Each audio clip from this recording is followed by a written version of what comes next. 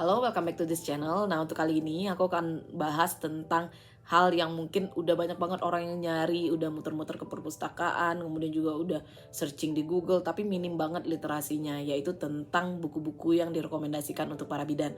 Nah, ini bisa dipakai oleh mahasiswa kebidanan, kemudian juga praktisi bidan atau akademisi bidan. Karena buku-buku ini menurutku setelah aku baca ya itu update banget dan kemudian juga membawa keilmuan-keilmuan yang terkini tentang kebidanan tanpa melepaskan ruh dari bidan itu sendiri gitu. Nah, buku-buku ini adalah rekomendasi aku secara subjektif. Jadi mungkin banyak yang nggak setuju, mungkin beberapa buku yang aku sebutkan itu nggak menarik bagi beberapa bidan. Tapi menurutku pribadi buku-buku ini sangat bermanfaat dan sesuai dengan apa yang aku butuhkan sebagai contemporary midwife gitu.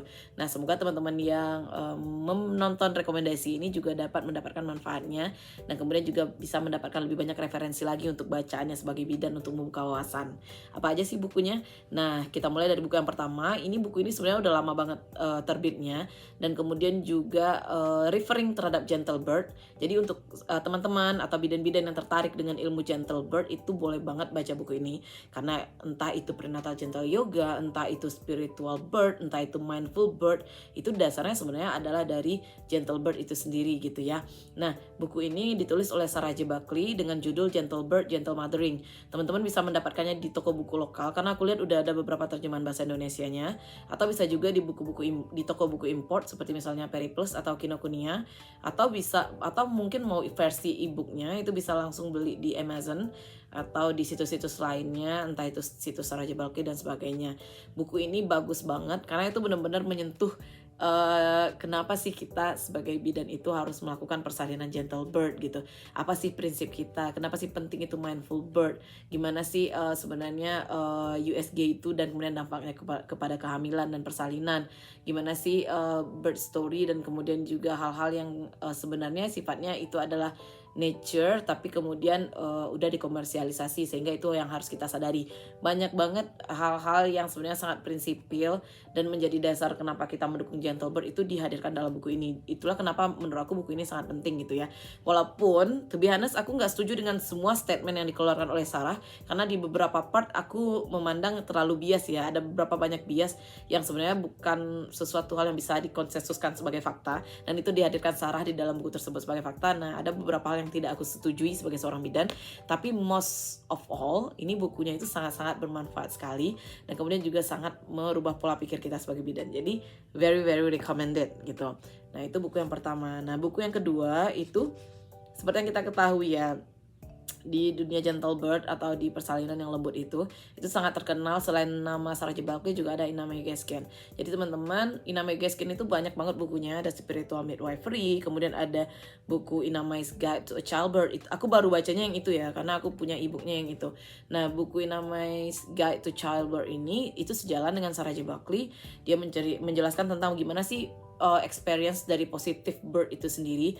Gimana sih seorang ibu itu harus menjalani masa persalinan yang positif gitu, bukannya masa persalinan yang traumatik atau in pain gitu. Jadi Ina May Gaskin itu mencoba untuk menjelaskan tentang hal tersebut. Di sana juga kita nanti dapat belajar tentang hal-hal seperti sphincter law, gimana sih hukum sphincter itu untuk membantu persalinan yang minim traumatik gitu.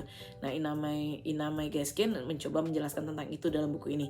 Dan menurutku buku ini juga sangat worth it sekali karena mungkin hal-hal seperti ini tidak kita pelajari di dalam keilmuan kita secara eksak, tapi dibahas dan cukup untuk membuka pandangan kita kalau ternyata birth itu tidak harus painful, birth itu nggak harus traumatic, but harus positif gitu ya.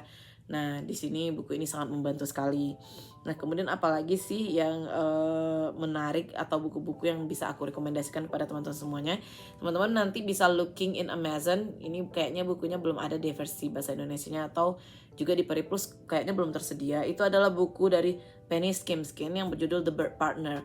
Nah, ini buku ini nggak hanya untuk dibaca untuk ibu hamil, enggak. Malahan ini harusnya dibaca oleh ayah, dibaca oleh doula, dibaca oleh midwife, dibaca oleh SPOG gitu ya. Jadi buku-buku ini untuk The Birth Partner, untuk gimana caranya supaya menciptakan lingkungan persalinan yang kondusif, lingkungan persalinan yang gentle, lingkungan persalinan yang cepat tanggap gitu. Nah, ini Guide to a Birth Partner. Gimana sih caranya kita untuk menjadi birth partner yang benar-benar bermanfaat bagi pasangan kita kita nanti. Dan itu menurutku sangat recommended sekali karena ada banyak experience dan fakta yang dihadirkan di sana yang luar biasa banget. Nah, apalagi buku-buku yang dianjurkan.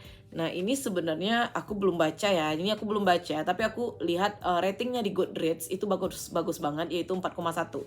Kemudian aku baca reviewnya, oh ternyata banyak banget ibu hamil yang mendapatkan manfaat dari buku ini, dan kemudian juga praktisi kesehatan itu juga mendapatkan manfaatnya luar biasa banget. Dan ini juga mengusung tema Mindful Birth. Judul bukunya adalah Mindful Birthing oleh Nancy Berdek. I don't know how to spell it ya, mudah-mudahan benar. Nah, buku ini mungkin sejalan dengan, karena judulnya Mindful Birthing, ini bisa jadi sejalan dengan Sarah J. Buckley atau Ina May Gaskin. Aku belum baca, tapi aku rekomendasiin karena setelah baca reviewnya ternyata positif semuanya, nggak ada yang disappointed dengan buku ini. Jadi mungkin bisa jadi salah satu referensi aja dari saya untuk teman-teman setelah saya mengulik Goodreads gitu. Nah, ada nih buku yang menurut aku menarik. Itu adalah buku dari salah satu ekonomis ya, Emily Oster. Itu buku Expecting Better, Why Conventional Pregnancy Wisdom is Wrong and What You Really Need to Know. Jadi buku ini dari seorang ekonomis yang menulis, bukan seseorang dari ranah kesehatan.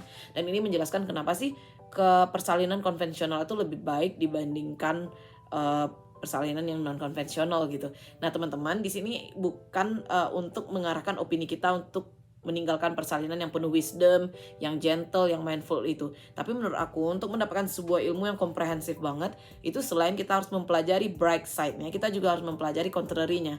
Nah, kalau tadi kita udah belajar tentang mindful birth, udah belajar gentle birth, kita juga harus mempelajarinya dong yang orang-orang yang mendukung non-conventional birth-nya. Nah, ini Emily Oster ini berbicara tentang itu. Tapi memang buku ini banyak banget biasnya menurut aku, karena walaupun data-data atau fakta tentang kehamilan dan persalinan yang dihadirkan itu very interesting, I said, tapi secara keilmuan itu banyak banget yang bias, karena mungkin Emily Oster ini bukan seorang praktisi kesehatan. Jadi buku ini penuh dengan kontroversi, kemudian penuh juga dengan kritikan-kritikan dari SPOG. Tapi menarik loh melihat sudut pandang dari orang lain yang bukan kesehatan yang menulis buku kesehatan. Sayangnya menurut aku, karena ini ditulis oleh seorang ekonomis, seharusnya ini mendapat approval dulu dari berbagai pihak, karena bagaimanapun ini nge-influence masyarakat banget untuk decision mereka nanti ketika hamil, bersalin, dan nifas gitu.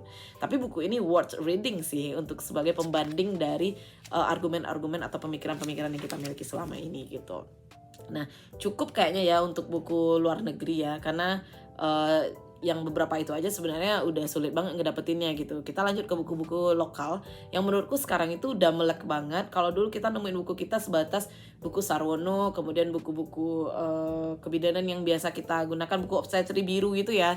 Aku nggak ngatain buku Sarwono is not a good reference, tapi di samping buku Sarwono kita juga membutuhkan temporary knowledge yang juga kita butuhkan gitu. Dan sekarang itu udah banyak banget sih yang praktisi-praktisi modern yang nge-share ilmunya melalui buku. Yang pertama itu ada buku dari Bu Yesi Aprilia. Nah, Bu Yesi Aprilia ini adalah founder dari Prenatal Gentle Yoga di Indonesia yang sekarang sedang berkembang, dan beliau sudah menulis banyak banget buku. Ada buku Cara Lembut dan Nyaman Melahirkan, kemudian ada buku Prenatal Gentle Yoga, kemudian ada buku Bebas Takut Hamil dan Melahirkan, beberapa dari keseluruhan buku beliau. Nah, buku-buku ini itu nge-sounding gentle birth, nge-sounding persalinan minim trauma, nge-sounding positive experience dalam kehamilan, dan itu bagus banget. Jadi teman-teman jangan hanya rekomendasiin ke ibu hamilnya aja, kita harus baca bukunya dulu. Karena kalau kita baca bukunya, apapun nanti isu terkait dengan gentle birth atau prenatal gentle yoga dan sebagainya macamnya, itu kita udah paham gitu, walaupun kita belum seorang praktisi gentle birth-nya itu sendiri. Jadi worth it banget untuk baca buku ini, karena ini hampir se-Indonesia orang terinfluence dengan ilmu yang dibawa oleh bidan Yesi. Of course, sebagai bidan kita harus ngikutin ilmu-ilmu temporary yang seperti itu gitu. Nah, selain Bu Yesi yang juga nge-share manfaat yang luar biasa dan sangat terkenal, itu adalah Dr. Meta. Kalau pas hamil dan bersalin itu para ibu-ibu lagi ngikutin bidan Yesi Aprilia gitu ya, bidan tantri gitu ya, nanti pas persalinan dan setelah punya anak mereka beralih ke Dr. Meta karena problemnya berubah ke problem dari bayi baru lahir dan batita gitu. Nah, Kalau Dokter Meta sendiri itu dia ngeluarin buku ensiklopedia Mamiklopedia ya, mohon maaf. Mamiklopedia ini itu terdiri dari banyak banget buku. Ada 78 resep MPASI, kemudian ada panduan lengkap untuk merawat bayi, panduan lengkap merawat batita dan sebagainya macamnya. Itu banyak banget jenis bukunya. Jadi nggak ada salahnya. Aku nggak bilang we should read every books, we should read every products of a doctor, of a midwife. Aku nggak bilang seperti itu. Tapi buku-buku ini sangat worth it sekali untuk nambah pengetahuan kita. Apalagi di zaman ibu-ibu sekarang udah bisa nge-access sendiri pengetahuan mereka gitu. Jangan sampai ibu hamilnya itu punya better knowledge than the midwife. Nanti ibu-ibu jadi keder, kita jadi keder ketika memberikan Pencast karena mereka lebih tahu gitu kan. Nah gitu. Jadi itulah beberapa buku yang aku rekomendasikan. Semoga teman-teman tertarik dan mau membacanya. Untuk sumbernya bisa didapatkan dari toko buku lokal seperti toko buku Gramedia gitu ya. Kemudian ada lagi toko buku indie lokal yang ada di daerah kalian, boleh banget dikunjungi. Karena kalau seperti buku Bu Yesi dan Bu Meta itu udah lengkap banget di toko buku lokal. Tapi kalau untuk buku-buku bahasa Inggris yang banyak banget aku sebutin tadi, teman-teman bisa cari di Periplus, bisa cari di Kinokuniya, bisa cari juga di toko buku import lainnya, bisa juga cari melalui Amazon untuk beli e-booknya atau beli buku fisiknya gitu.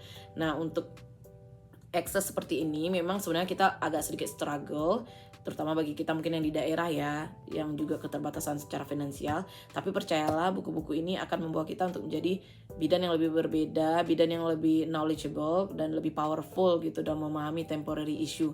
Jadi menurutku semoga dimudahkan rezekinya untuk bisa nge-afford buku-buku ini.